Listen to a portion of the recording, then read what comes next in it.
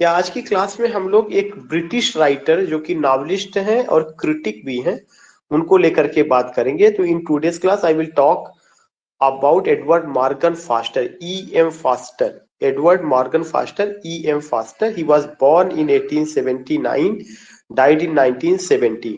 जो Edward Morgan faster हैं वो नॉवलिस्ट हैं, नॉवलिस्ट के साथ साथ थियरिस्ट भी हैं। फिक्शनल थियरी पे उन्होंने एक किताब लिखा है, एस्पेक्ट्स ऑफ द नॉवेल। वो नॉवलिस्ट भी हैं और थियरिस्ट भी हैं। उनका जन्म जो हुआ था वो 1879 में हुआ था। जो उनकी डेथ हुई है 1970 ईस्वी में हुई है। हम जो बात कर रहे हैं मेन पॉइंट या मेन चीजों को लेकर के बात कर रहे हैं। एंड व्हाट इज दैट कि एज अ राइटर उनका कुछ इंपॉर्टेंट नॉवेल है। जैसे एक उनका इंपॉर्टेंट नॉवेल है अ रूम विद अ व्यू, ये 1908 में आया है। होवार्ड्स एंड 1910 में आया है। अ पैसेज टू इंडिया 1924 में आया हुआ है। तो ये तीन इंपॉर्टेंट उनके नावल है। अ रूम विद अ व्यू 1908 में, होवार्ड्स एंड 1910 में, अ पैसेज टू इंडिया 1924 में। उनका जो जानरा है क्या क्या था, रियलिज्म, सिंबोलिज्म एंड मॉडर्निज्म को लेकर के उन्होंने बात किया। Realism, symbolism and modernism. उनका जो सब्जेक्ट है that is class division, gender, imperialism and homosexualities. इन सब्जेक्ट पर उन्होंने अपनी कलम चलाई है। क्लास डिवीजन पर, जेंडर पर, इंपीरियलिज्म पर और होमोसेक्सुअलिटी पर। उन्होंने जो है को आथर के रूप में भी काम किया है एक किताब जिसका नाम है बिली बर्ड। ये एक को आथर जो इन्होंने इस पे काम किया, या एक उन्होंने ओपेरा के लिए किया था, उसका एक डिटेल अभी आपको आगे मिलेगा। उनका जो पीरियड रहा है वो एडवर्डियन ईरा से बिलोंग करते हैं। एडवर्डियन ईरा जो है विक्टोरियन एज के बाद आता है। क्वीन विक्टोरिया की डेथ के बाद उनके जो बेटे एडवर्ड सेवन थे वो इंग्लैंड की गद्दी पर आसीन होते हैं। और उनका जो समय था 1901 से 1910, उस पीरियड को हम किसके नाम से जानते हैं, एडवर्डियन पीरियड। तो एडवर्डियन पीरियड कब आता है, क्वीन विक्टोरिया की डेथ के बाद आता है। किसके नाम पर रखा गया, एडवर्ड सेवेंथ के नाम पर रखा गया। और एडवर्ड सेवेंथ क्वीन विक्टोरिया के पुत्र थे। उनके समय के जो कंटेम्प्रेरी राइटर्स और जो फेमस थे, लिटन स्ट्रैची हैं, लियोनार्ड वुल्फ है, ये जो है उनके समय के कंटेम्प्रेरी राइटर्स रहे हैं। उसके बाद अगर आप देखेंगे तो यहाँ पे हम लोगों ने नावल को, उनका जो नावल का लिस्ट है वो एक लिस्ट मैंने तैयार किया है। और जो इम्पोर्टेंट सबसे पहला नावल उनका था where angels fear to tread. Where angels fear to tread एक उनका नावल ये है। द लॉन्गेस्ट जर्नी 1907 में आई हुई है। और जो where angels fear to tread है 1905 में आई है। द लॉन्गेस्ट जर्नी 1907 में आई है। अ रूम विद अ व्यू 1908 में, होवार्ड्स एंड 1910 में, अ पैसेज टू इंडिया जो सबसे ज्यादा फेमस है 1924 में आई है। माउरिस उनका एक ऐसा नावल है जो होमोसेक्सुअलिटी थीम को लेकर के बात की गई है। ये 1913 में पब्लिश हुआ है। 1971 में 1913 में लिखा गया है और उनकी डेथ के बाद 1971 में पब्लिश हुआ है। तो again I would like to repeat this works उनका जो था, ये जो वर्क्स है उसको मैं रिपीट कर रहा हूँ कि उनका जो पहला नॉवेल है वो क्या है, वेयर एंजल्स फियर टू ट्रीड जो 1905 में आया है। द लॉन्गेस्ट जर्नी 1907 में आया है। अ रूम विद अ व्यू 1908 में आया है।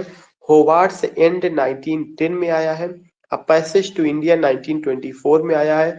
माउरिस 1913 में लिखा गया है, 1971 में जाकर के वो पब्लिश होता है उनकी मौत के बाद।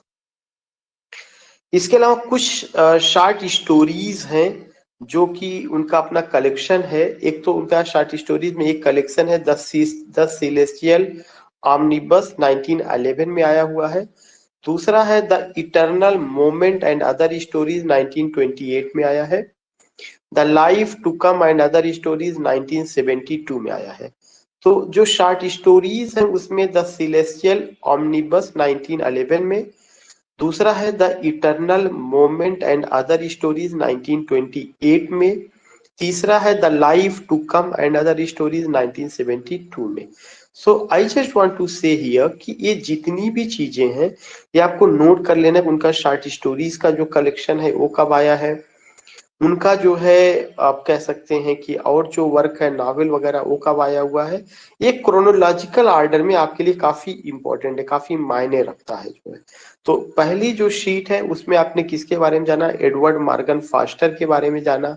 आपने ये जाना कि उनका जन्म 1879 में हुआ, 1970 में उनकी डेथ हुई है।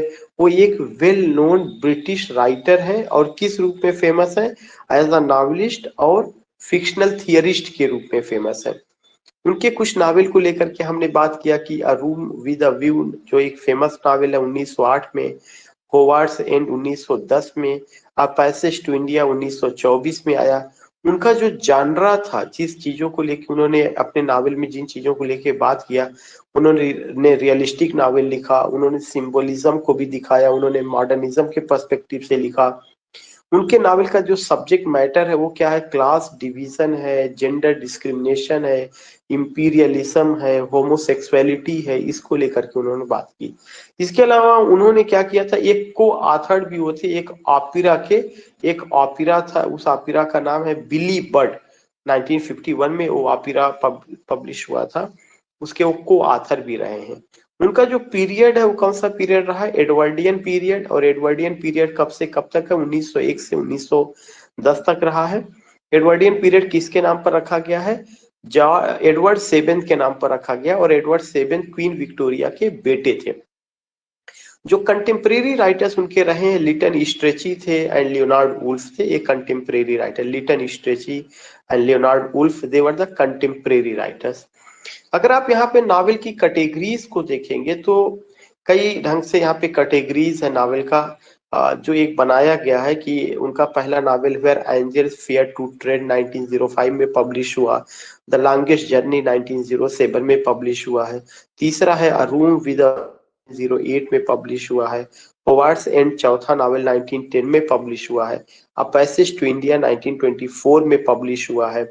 उसके अलावा माउरिस उनका नाम का एक नावल है जो उन्होंने 1913 में लिखा, लेकिन वो 1971 ईस्वी में पब्लिश हुआ है।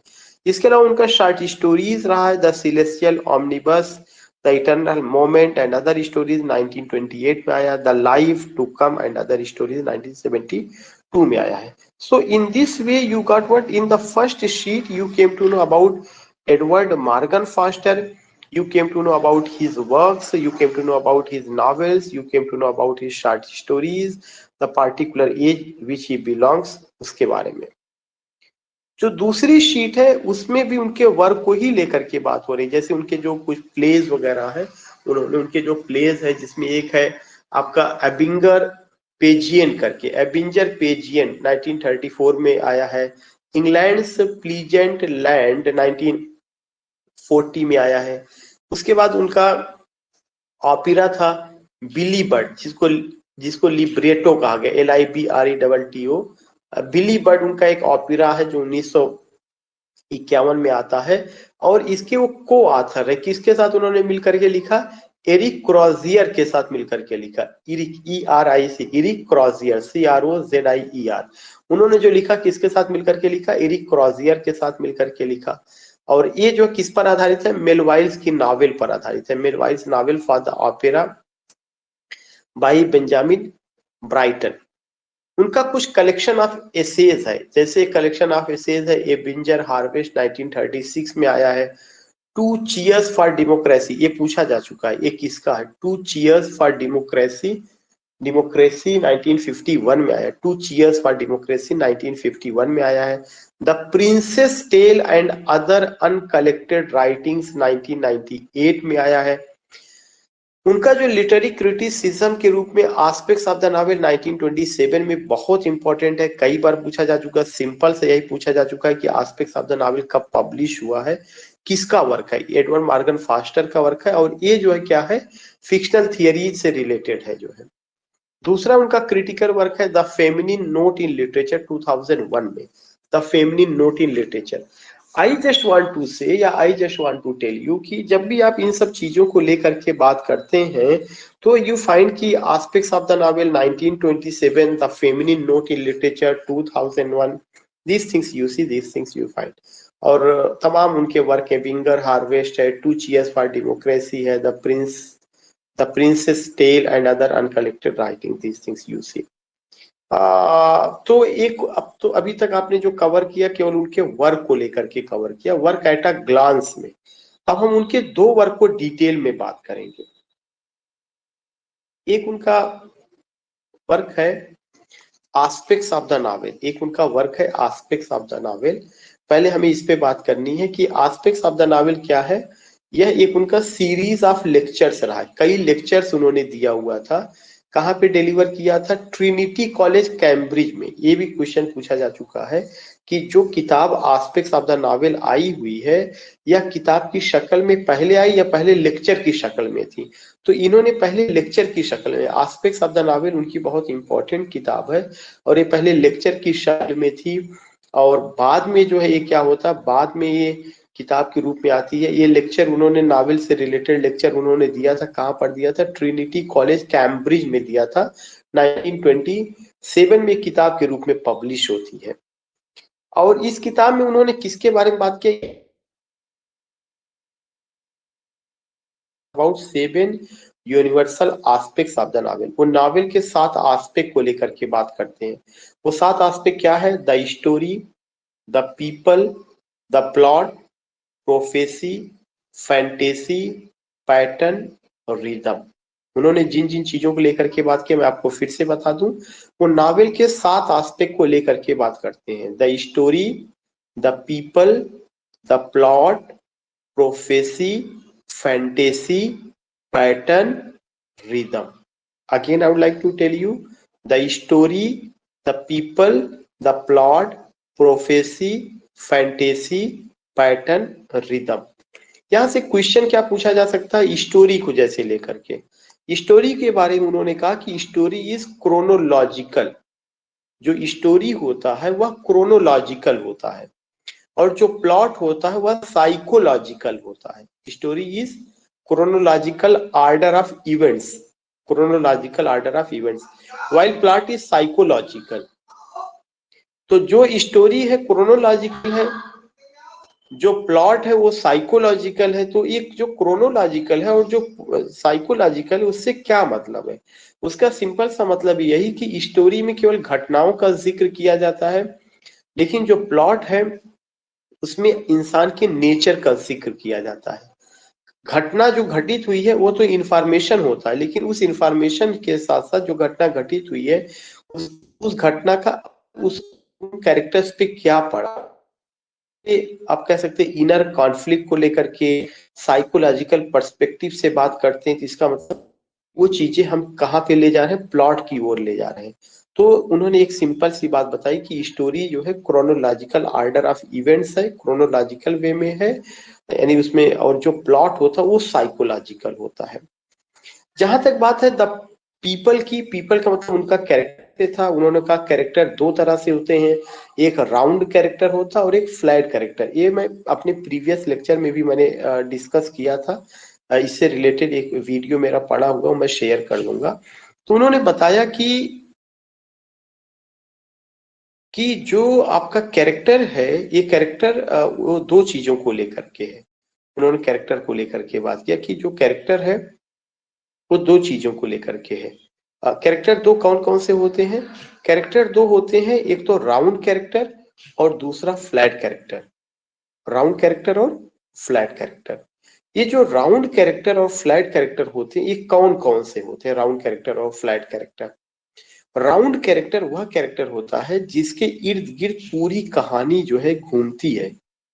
राउंड कैरेक्टर वह जिसके इर्द गिर्द पूरी कहानी घूमती है, वह मेन कैरेक्टर होता है। उसमें अप एंड डाउन होता है और they don't move around a single idea. कोई एक विचार उनमें नहीं होता, कई विचार उनमें होते हैं और विचारों के अनुसार उनकी पर्सनालिटी में भी चेंज आता है। वो राउंड कैरेक्टर होते हैं। फ्लैट कैरेक्टर वो कैरेक्टर होते हैं जो केवल एक ही विचार को लिए होते हैं और उनमें कोई मूवमेंट नहीं होता, कोई उतार चढ़ाव नहीं होता। उनको हम क्या कहते हैं? उनको हम फ्लैट कैरेक्टर कहते हैं। तो राउंड और फ्लैट कैरेक्टर इस तरह की चीजें होती हैं। फिर उसके बाद है प्रोफेसी है, फैंटेसी है, पैटर्न है, रिदम है, ये सारी चीजें हैं। अब सवाल ये उठता है कि प्रोफेसी क्या है, फैंटेसी क्या है, पैटर्न क्या है, रिदम क्या है? If you talk about prophecy, तो प्रोफेसी में उन्होंने कहा कि जब राइटर जो है क्या करता है, राइटर ऐसा सिचुएशन पैदा करता है कि वह जो है reader wants to know more and more what will happen. Prophecy does not mean foretelling, prophecy does not mean to tell about the future. Prophecy का मतलब ये नहीं कि किसी की भविष्यवाणी करना। प्रोफेसी का मतलब ये होता है कि जब कोई रीडर जो है पूरा नावल पढ़ता है, तो वह जब कहानी पढ़ता है उसके दिमाग में चलता रहता आगे क्या होगा, आगे क्या होगा। तो आगे क्या होगा इसका जवाब राइटर उसी में कुछ ना कुछ क्लू देता रहता है। That particular clue is prophecy. Fantasy जो है, फैंटेसी समथिंग या क्या है कि आप कह सकते हैं कि it makes the things artistic, it makes the things strange, extraordinary and beautiful, ये चीजों को बनाता है। फैंटेसी आपका, अगर मैं ये कहूँ कि फैंटेसी भी काफी हद तक आपका प्लॉट से जुड़ा होता है।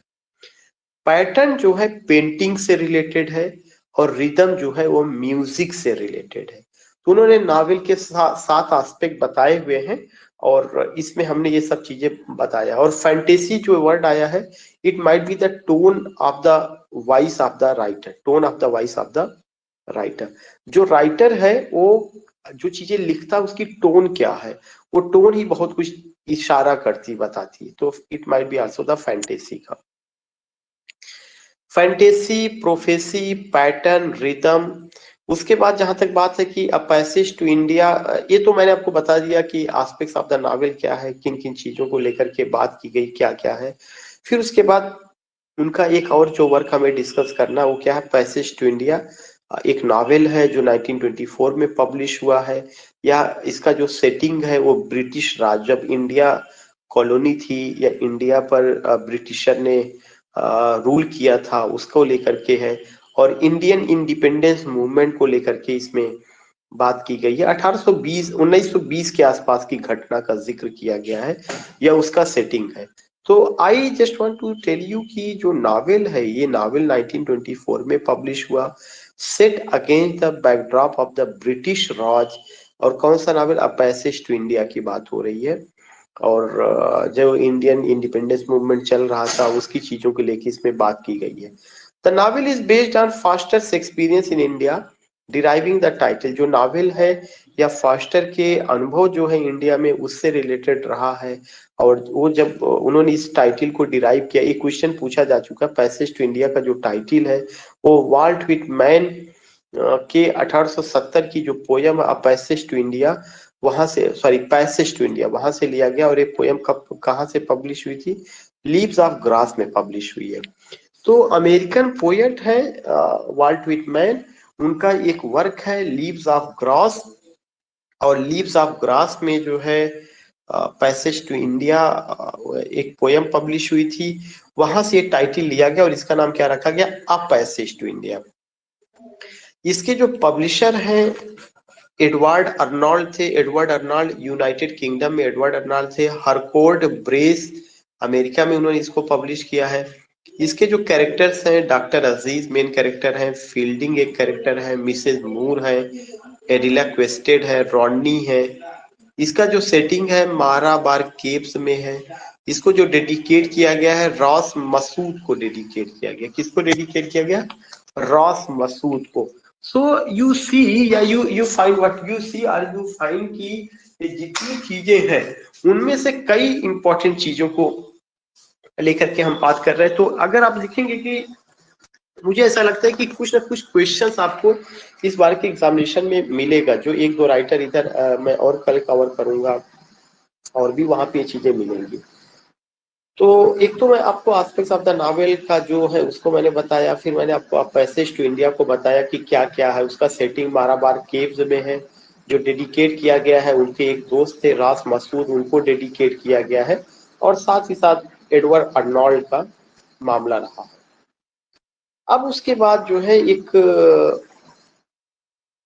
इम्पोर्टेंट पॉइंट ये आता है कि जो नॉवेल है इसके कैरेक्टर कौन कौन से हैं, उसको एट अ ग्लांस में एक बार देख लिया जाए। एक कैरेक्टर है डॉक्टर अजीज। डॉक्टर अजीज मेन कैरेक्टर अगर बात करें, एक यंग मुस्लिम है, इंडियन फिजिशियन, यंग मुस्लिम इंडियन फिजिशियन है, who works at the British hospital in Chandrapur. ज्यादातर नावल की घटना जो है चंद्रापुर डिस्ट्रिक्ट में ही घटित हुई है, एक फिक्टिटियस प्लेस है, वहां पे वो घटित होता है। डॉक्टर अजीज वहां पे वो गवर्नमेंट एम्प्लॉई है, गवर्नमेंट सर्वेंट है ब्रिटिश इंडिया में, और एक फिजिशियन है, एक अच्छे डॉक्टर है। दूसरा एक कैरेक्टर है साइरल फील्डिंग। साइरल फील्डिंग ये जो है 45 year old unmarried British head master है, ये अनमैरिड है और ये हेड मास्टर है। एक स्मॉल गवर्नमेंट कॉलेज है, स्मॉल गवर्नमेंट कॉलेज है जो इंडियंस के लिए खोला गया, फॉर इंडियंस एक स्मॉल गवर्नमेंट कॉलेज है जो इंडियन के लिए खोला गया है, वहां पे वो हेड मास्टर है। नेक्स्ट कैरेक्टर है Adela Quested, a young British school mistress. Adela Quested जो है स्कूल मिस्ट्रेस है, अभी एडिला क्वेस्टेड की शादी नहीं हुई है। हु इज विजिटिंग इंडिया, जो ब्रिटेन से इंडिया आई हुई है, विद अ वेग इंटेंशन, और उनका इरादा है आप मैरीन की, वो शादी करना चाहती है रॉनी हिजॉब से, रॉनी हिजॉब से।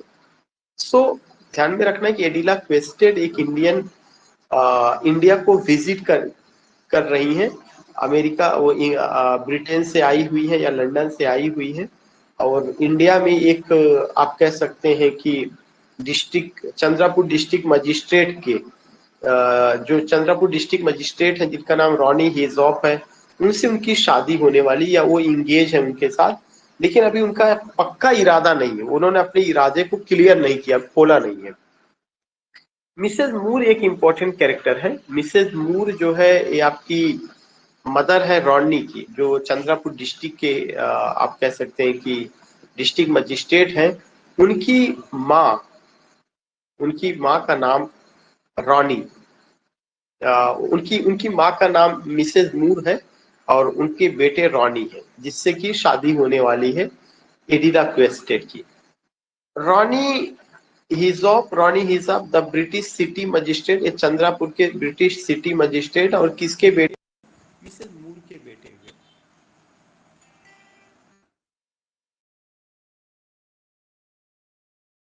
बोले नेक्स्ट कैरेक्टर जो आपके हैं वो कौन है, प्रोफेसर नारायण गॉड बोले। तो जो प्रोफेसर नारायण गॉड बोले हैं वो है प्रोनाउंस गॉड बोले, प्रोफेसर नारायण गॉड बोले हैं। मिस्टर टर्टन है the British city collector of Chandrapur. Tertian जो है कौन है, ब्रिटिश सिटी कलेक्टर है चंद्रापुर के, मिस्टर टर्टन ये आपके हैं द ब्रिटिश सिटी कलेक्टर है ऑफ चंद्रापुर के, वो ब्रिटिश सिटी कलेक्टर है और वो ये मजिस्ट्रेट है, दोनों में अंतर है, टर्टन कलेक्टर है और वो मजिस्ट्रेट है। मिसेस टर्टन मिस्टर टर्टन का रेसिस्ट वाइफ है। Major Callendar the British head doctor and Aziz superior, ये भी इंपॉर्टेंट है। Major Callendar the British head doctor and Aziz superior at the hospital. Mr McBryde the British superintendent of police, जो Mr McBryde है ये British superintendent police in Chandrapur.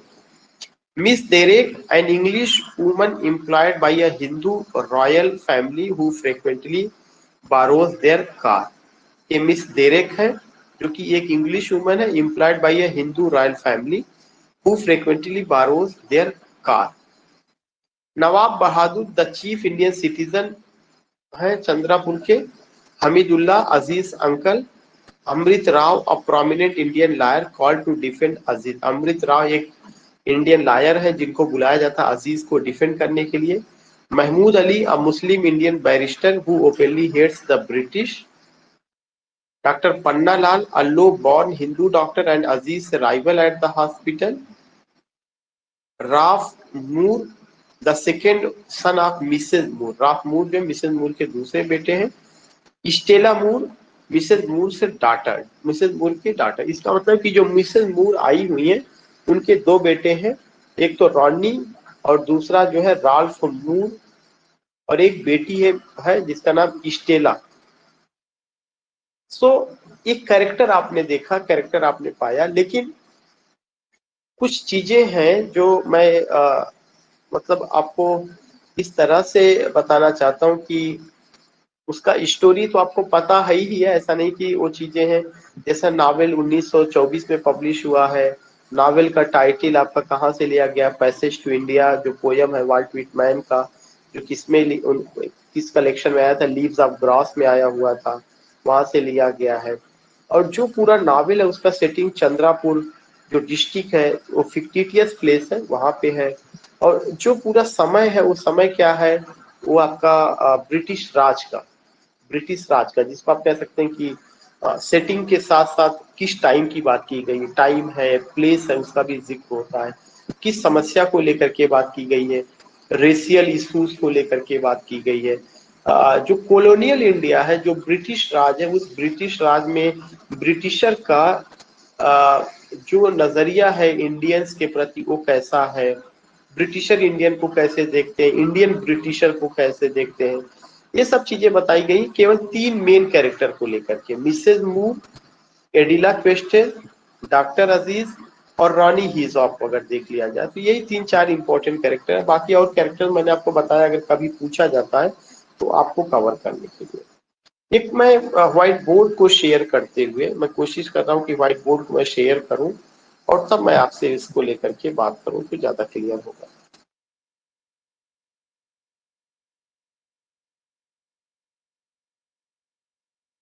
या now sharing with you white board. जब मैं white board को लेकर के बात कर रहा हूँ तो रिमेम्बर दैट कि कुछ चीजें हैं जो आपको ध्यान में रखना है। सबसे पहला इंपॉर्टेंट पॉइंट तो ये है कि इट्स अ व्हाइट बोर्ड, और हम लोग बात किसको लेकर के कर रहे हैं, we are talking about a passage to India. A passage to India, हम सारे लोगों को पता है कि पैसेज टू इंडिया 1924 में पब्लिश हुआ है। और ये जो पैसेज टू इंडिया है, ये वर्क किसका है, E.M. फॉस्टर का वर्क है। E.M. फॉस्टर, एफ से फॉस्टर, एडवर्ड मॉर्गन फास्टर। इनका जन्म कब हुआ था, इनका जन्म अभी मैंने आपको बताया था 1879 में हुआ है। इनकी डेथ कब हुई है, 1970 में हुई है। इनके और भी नावल रहे, उन सब नावल पर हमें बात नहीं करना है। जो ये पूरा नावल है, इसका जो सेटिंग है वो कहाँ पर है, चंद्रापुर जो डिस्ट्रिक्ट है वहां पे है। इसके अलावा नावल की जो सेटिंग है और एक जगह माराबार केव में, और भी स्थान है लेकिन ये कुछ चीजें इंपॉर्टेंट है। नावल 3 हिस्सों में बटा हुआ है। पहला हिस्सा जो है द मास्क्यू है, 3 पार्ट में बटा हुआ है। पहला पार्ट द मास्क्यू है, दूसरा पार्ट द टेम्पल है, तीसरा पार्ट द केव है। हो सकता है मैं थोड़ा सा एक जरूर कहूंगा, आप इसे एक बार देख लीजिएगा, हो सकता है उल्टा हो गया हो कि सेकंड द केव हो, थर्ड जो है द टेम्पल हो, ऐसा भी हो सकता है। तो लेकिन मुझे ऐसा याद है शायद जो है द टेम्पल सेकंड है, या थोड़ा सा मैं कंफ्यूजन इसमें मुझे हो रहा है। है तो यही तीनों पार्ट, लेकिन 2 या 3 के आर्डर थोड़ा सा मिस हो रहा है। अब उसके बाद होता क्या है कि आप ये सीधे सीधे समझिए कि इसका जो मेन कैरेक्टर है वो डॉक्टर अजीज है। डॉक्टर अजीज जो है typical Indian Muslim, typical traditional Indian Muslim है, जो कि 5 टाइम की नमाज पढ़ते हैं, डॉक्टर भी हैं, ऑनेस्ट है। लेकिन ब्रिटिश राज में उनकी उतनी नहीं सुनी जाती है, बल्कि ब्रिटिशर उनको सेकेंड क्लास सिटीजन के रूप में देखते हैं और उनको इल ट्रीट करते हैं, जब चाहते तब उनको बुला लेते हैं। कहानी की शुरुआत जो है 2 लेडीज की एंट्री से होती है। तो लेडीज जो है ब्रिटेन से आती हैं इंडिया, या लंदन से आती हैं, इंग्लैंड से आती हैं इंडिया, इंडिया को विजिट करने। उस लेडीज में से एक लेडीज का नाम है मिसेस मूर, MOORE। एक दूसरी लेडीज है जिसका नाम है एडिला क्वेस्टेड, एडिला क्वेस्टेड। ये दोनों लेडीज आती हैं। जब ये दोनों लेडीज आती हैं तो ये लिबरल है, और वे रियल में देखना चाहती हैं कि हाउ इंडिया इज, या how the Britisher treats Indian, वे कैसा उसको ट्रीट करते हैं। मिसेज मूर की मुलाकात डॉक्टर अजीज से होती है। डॉक्टर अजीज जो है मस्जिद में प्रेयर करते के लिए वहां जाते हैं और वहीं पे मिसेज मूर भी घूमते घूमते चली जाती हैं और डॉक्टर अजीज उनसे कहते हैं कि it's a sacred place, don't profane it. आप अपना स्लीपर जो है, चप्पल आप अपना क्या करिए, मस्जिद में एंट्री करने से पहले आप उतार करके आइए, क्योंकि ये पूजा स्थल है और कोई भी पूजा घर हो, चाहे मस्जिद हो, चाहे मंदिर हो, चाहे गुरुद्वारा हो, चाहे चर्च हो, हमें वहां पे चप्पल स्लीपर पहन के नहीं जाना चाहिए। मिसेज मूर जो है क्या करती है, उनकी बात को सुनती है और वो स्लीपर उतार देती है। तो पहली बार हमने देखा कि अजीज का कन्वर्सेशन मिसेज मूर और एडिला क्वेस्टेड के साथ। यहाँ मैं ये बता दूं, पहले मैंने बताया था कि मिसेज मूर का बेटा जो है रॉनी हेजाब, वो चंदापुर डिस्ट्रिक्ट का मजिस्ट्रेट है, चंदापुर डिस्ट्रिक्ट का मजिस्ट्रेट है। और ये माँ जो है आई हुई अपने बेटे से भी मिलने, प्लस इंडिया को देखने जो है, और खास करके ब्रिटिशर और इंडियन का रिलेशनशिप कैसे, इस चीज का पता लगाने। जो तीसरी कैरेक्टर एडिला क्वेस्टेड है, वो भी इन्हीं के साथ आई हुई है। वो भी, उनका भी मोटो यही है, उनका भी मिशन यही है कि she also wants to see India, या ही she wants to how the Britisher treats Indian, उसको देखना चाहती है। जब वो उसको देखना चाहती है तो इस देखने में होता क्या है कि ये सारी चीजें समझ में आता है और उनको ये देखने को मिलता है कि बहुत अच्छा ट्रीटमेंट नहीं है।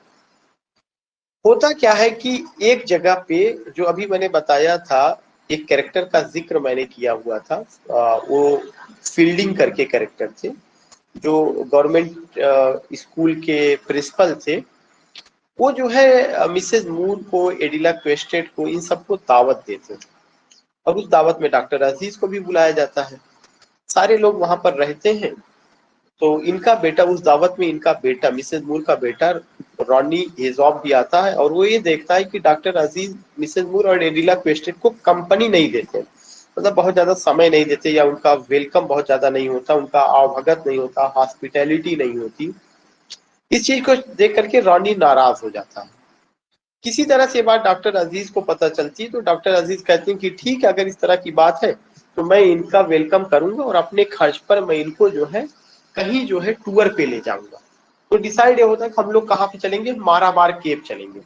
माराबार केव वो लोग जाते हैं, डॉक्टर अजीज जाते हैं, मिसेज मूर जाती है, एडिला क्वेस्टेड जाती है, और भी जो है फील्डिंग भी जाते हैं, और भी एक कैरेक्टर है, वो सब के सब जाते हैं। जो मेन कहानी है वो उसी केव में घटित होती है। होता क्या है कि मिसेज मूर तो अपना, चूंकि माराबार केव तो गुफाओं का समूह है, तो कई कई गुफाएं वहां पर है, तो मिसेज मूर किसी दूसरी गुफा में अपना चली जाती है और डॉक्टर अजीज एडिला क्वेस्टेड को लेकर के अपने साथ जाते हैं। उनके साथ कोई गाइड भी रहता है, वो गाइड उनको गाइड करता रहता है। लेकिन वहां पर एडिला क्वेस्टेड को ऐसा लगता है, वो डर जाती है, क्योंकि गुफा में आवाज की इकोइंग होती है, इट वाज ओनली इकोइंग। और एडिला क्वेस्टेड को ऐसा लगता है कि जैसे डॉक्टर अजीज ने उनको सिड्यूस करने की कोशिश की, उनको सिड्यूस करने की कोशिश की अकेले पा करके जो है। तो एडिला क्वेस्टेड ने चार्ज लगाया, किसका चार्ज लगाया, सिडक्शन का चार्ज लगाया। किसके ऊपर चार्ज लगाया, डॉक्टर अजीज के ऊपर लगाया। डॉक्टर अजीज कौन, इंडियन, एडिला क्वेस्टेड कौन, ब्रिटिशर। और ये कैसे हो सकता था कि ब्रिटिश राज में किसी ब्रिटिश महिला को, जो कि इंग्लैंड से आई हुई है, उसको कोई इंडियन जो है सिड्यूस करने की कोशिश करे। ये बड़ा चार्ज था। होता क्या है कि एडिला क्वेस्टेड वहां से चली जाती हैं डर के मारे। अपने एक और वहां पे कैरेक्टर आते हैं उनकी कार में बैठ करके। उनका चश्मा जो है गुफा में टूट जाता है, वो वहीं बिखरा रहता है, तो डॉक्टर अजीज उस चश्मे को पाते हैं और ले लेते हैं। लेकिन डॉक्टर अजीज को अभी तक ये सब नहीं पता था कि मेरे ऊपर कोई चार्ज लगाया जा रहा है, क्योंकि डॉक्टर अजीज तो निर्दोष है, उन्होंने ऐसा कुछ किया नहीं था। वो तो केवल एक डर था, that is known as xenophobia. That is एक वर्ड है, xenophobia, xenophobia, fear from unwanted voice. एक ऐसी अनवांटेड वॉइस, ऐसी आवाज जिसको आप जान नहीं रहे, पहचान नहीं रहे, सुने नहीं है, उस आवाज से जब आपको डर लगता है, that is known as xenophobia, that is the word. So you will come to know कि दिस इज अ प्रेशर या इट्स अ पॉइंट जहां पे हमें समझने की कोशिश करना है. Seduction, doctor Aziz, xenophobia, all these things we find. उसके बाद क्या होता है, डॉक्टर अजीज का ट्रायल होता है, इनके खिलाफ मुकदमा, एफआईआर, और कोर्ट भी, जज भी, पुलिस भी, सब ब्रिटिश राज की. डॉक्टर अजीज को काफी सताया जाता है. लेकिन उधर जो है डॉक्टर अजीज को जैसे सताया जाता है तो पूरा इंडिया एक तरह से, या चंदापुर डिस्ट्रिक्ट के जो लोग हैं, वेदर देवर हिंदूज और Muslim, they united, they become unite, they are united, they become unite. और वो लोग इसलिए यूनाइट हो जाते हैं कि उनको ऐसा लगता है कि इस ब्रिटिश राज में इंडियन सेफ नहीं है और जबरदस्ती डॉक्टर अजीज को फंसाया जा रहा है. तो खैर उस ट्रायल के बाद डॉक्टर अजीज की वापसी होती है और एडिला क्वेस्टेड को ये लगता है कि उनके ऊपर दबाव डाला गया. डॉक्टर अजीज ने ऐसा कुछ नहीं किया था, वो तो आवाज गुफा में इको कर रही थी, इस वजह से वो डर गई और ऐसा ऐसा मामला था. तो डॉक्टर अजीज को छोड़ दिया जाता है और डॉक्टर अजीज की जो विजय है वो इस रूप में देखी जाती है कि भारत की स्वतंत्रता की विजय, इंडिया गॉट इट्स फ्रीडम, ये भारत की स्वतंत्रता की विजय, ये सारा चीज होता है. उसके बाद एडिला क्वेस्टेड चली जाती हैं, इंग्लैंड को वापसी कर जाती है. मिसेज मूर भी वापसी करती है, लेकिन मिसेज मूर की रास्ते में डेथ हो जाती है. नावल में एक और पार्ट दिखाया गया जो द टेम्पल को लेकर के है कि लॉर्ड कृष्णा का जुलूस निकलता रहता है. उस जुलूस में जो है कुछ और भी जुलूस है, तो उसमें जो है मुस्लिमों का भी जुलूस वगैरह निकलता रहता है. उस जुलूस में जो है 12 वफात का शायद जुलूस था, तो जिसमें सामने से एक पीपल का पेड़ पड़ता है. उस जुलूस को निकालने के लिए पीपल की कुछ टहनियां वगैरह काट दी जाती हैं. तो कम्युनल डिसहार्मनी भी दिखाई गई है नावल में. नावल में 2-3 इंपॉर्टेंट चीजें हैं. ब्रिटिश राज में इंडियन और ब्रिटिशर के बीच जो राइवलरी है वो तो है ही है, लेकिन ये भी दिखाई गई है कि ब्रिटिश राज में ही भारत का जो नागरिक है, जो हिंदूज और मुस्लिम्स हैं, उनमें भी हॉस्टिलिटी है, उनमें भी गैप है, और धर्म के नाम पर कुछ उन्मादी लोग हैं जो एक दूसरे को भड़का रहे हैं. इस पर भी लेकर के, जिसके लिए वर्ड मैंने क्या वर्ड यूज किया, communal disharmony, COMMUNAL, communal disharmony, MONY, communal disharmony, ये मैंने वर्ड यूज किया. तो ये सारा का सारा चीज नावल का इसका हिस्सा रहा है, और मुझे लगता है कि you have enjoyed, you came to know कि क्या क्या पॉइंट रहा है.